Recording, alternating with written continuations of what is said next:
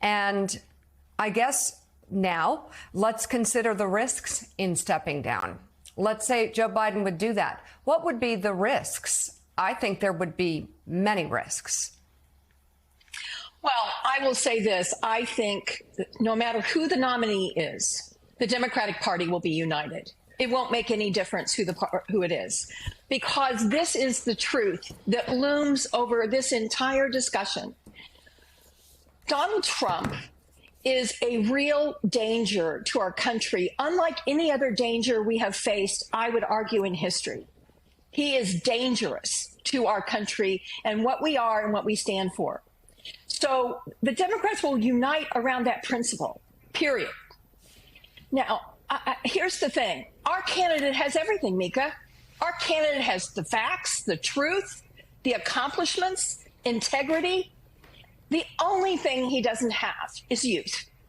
Age has been an issue from the very beginning moments of this campaign. And what I said Thursday and Friday was pretty simple. With his performance on Thursday night, he turned that issue, the volume up to blast. It is now dominant, as opposed to what it was before that debate. So here's what he has to do. I never called for him to step down like Joe. I tried to give my honest assessment of what I saw, because that's my job. Thank God I'm on a network where we can do that. Thank God I'm in a party where we can ask questions. You know, in the Republican Party, they coalesce around this malignant narcissist liar and gaslight the country. Fox News gaslights the country. We don't do that. But here's what has to happen. I am fine with Joe Biden. I will if I weren't working for the network, I would campaign for Joe Biden. But he has to now immediately perform in situations that are just as stressful and just as high pressure as the presidency. He has to get out and do interviews that are tough. He has to go out. He has to show. He has to overcome this problem and repair this real damage. If he does that, go, man, go. Yeah. Go, man, go. You mentioned the one thing he doesn't have, Claire, you mentioned, is youth. So independent voters, Republicans who maybe don't want to vote for Trump, that voting bloc is pretty important in this election. Besides the president's lack of youth, what is their complaint about Biden? What's their main complaint? What keeps them from doing it? You look at states where Sherrod Brown and John Tester and Bob Casey are running 4, 5, 6 points ahead of Donald Trump. Those independent voters are voting for those Democrats with those policies. They wouldn't be. There's no way John Tester would be ahead in his race in polling right now without both independents and Republicans. The only difference between those Senate candidates and Joe Biden is age. It's not their policies. And so that's why this has become, I think, more than bedwetting and hand-wringing. I think this really is an issue that Joe Biden has to confront, and in every single way. If he does that, then of course his accomplishments speak volumes. Of course he is an amazing president. And Mika, this is painful for people who care about him. You know, it was incredibly heartbreaking to watch Thursday night for most of Americans. And you know what? Right now, he has to perform flawlessly. And you know what? America is going to hold her breath all the way from now till the first Tuesday of November. We're going to hold our breath. I want to bring Reverend Al into the conversation. Rev Al, we talked over the weekend. I want to know what you've been hearing. I'm also going to ask you the same question I just asked Claire, and that is that independents and Republicans who maybe don't want to vote for Trump but are still holding back from Joe Biden, besides his age, which I don't think bothers all of them, what is it that keeps them from voting for Joe Biden? What's the issue? I think that the issue that is most clear is that they have to be convinced that we are moving in the right direction in an affirmative way, and see that in contrast to the opposition. Donald Trump, who's a real threat, is anti-women's right to choose, anti-voting rights, anti-affirmative action, all of the things that many of the independents and others believe in. And I think that the messaging by the Democrats must be what we have done to restore that in the Biden years and what Biden will continue to do. I think that I hear my friend Claire, and I think that the others that wanted to challenge President Biden's age, they had every opportunity to enter the primaries and do that.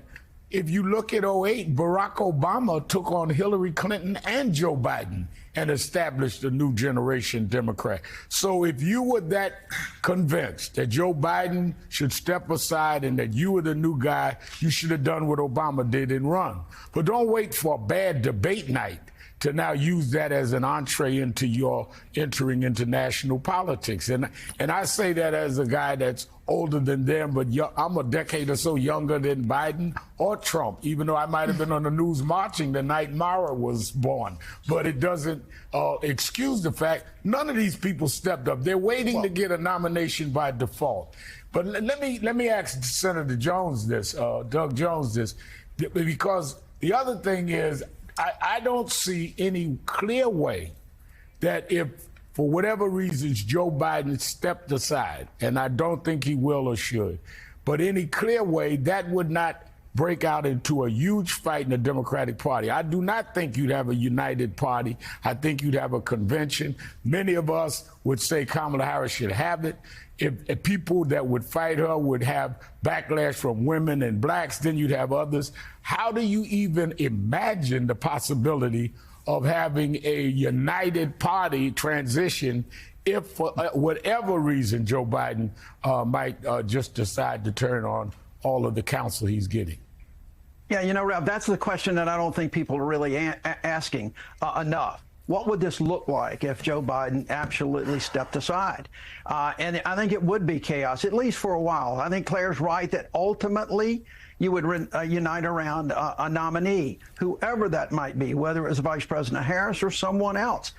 You would unite around that nominee, but that's going to take a while. And I remember the summer of 2021 when there was such fractions with the Democratic Party over legislation and the infrastructure bill and the Build Back Better bill. That pales in comparison to what we would see in the next couple of months. And the other thing I'd like to add too, and I really think this is important, folks, because there's so much to unpack with all this, but I don't think people are giving the Biden family enough credit. We keep hearing that they're circling wagons. We keep hearing that they've immediately said, oh, you got to stay. Hell no, we won't go. And I don't believe we're giving the First Lady and his family enough credit to understand and know they saw the debate as well. And he is a husband, he's a father, he's a grandfather, he's a brother. And those discussions are very serious going on. And ultimately, they may rally to the point where they are saying, you need to stay and fight. But to think that this was a knee-jerk reaction, publicly, the staff and family are going to say things publicly. They've got to do that until a final decision is made. But I think we need to give this family a little bit of credit. They've gone through a lot and they've weathered a lot. And the Biden family, just like Joe Biden has said, he gets back up. You get knocked down, you get back up. That's their mantra. That's their history. And so I think that we're going to see the one thing that I think is the most important thing that was said here so far, and I think everybody is saying this. The president's going to have to make this decision, and he's going to need to get out there. He is going to have to prove there's not a lot of room for error at this point on the issue of his age and his ability. And he needs to get out there. Once this decision is made, if he stays in, he needs to get out there and demonstrate to the American people what he has been demonstrating for the last 3.5 years.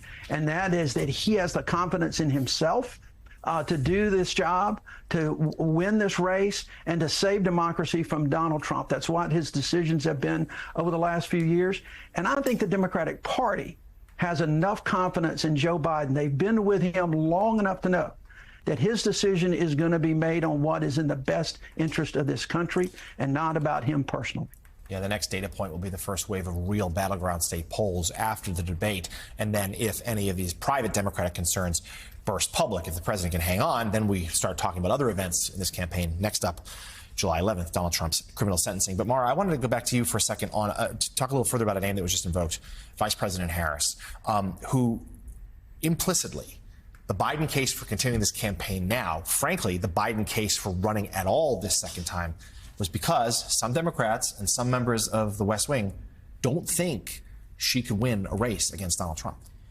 You know, the one through line here is that the Biden inner circle has spent the past 2 years on a pressure campaign to eliminate any potential competition from outside the White House.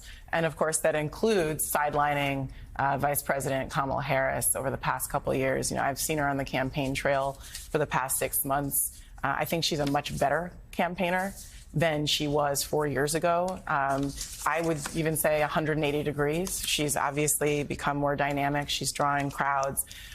You know, but I think she is but one of a deep bench of Democrats who, frankly, at this point, I believe would probably be better positioned to beat Donald Trump.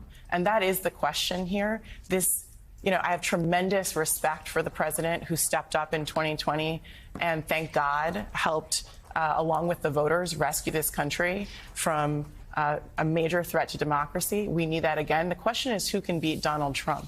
This is not a comeback story.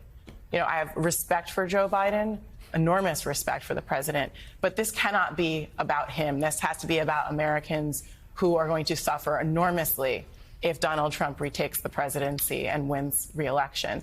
I'm thinking not just about Joe Biden, I'm thinking about women who are going to continue to lose their health care. I'm thinking about people on Medicaid, on Medicare. I'm thinking about minorities, about immigrants, and about the future of this democracy. And I hope Joe Biden is as well.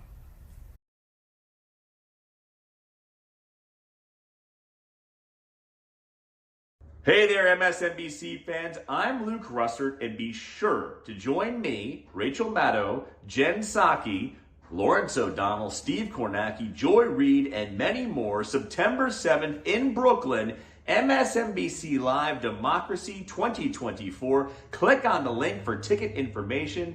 We will see you there.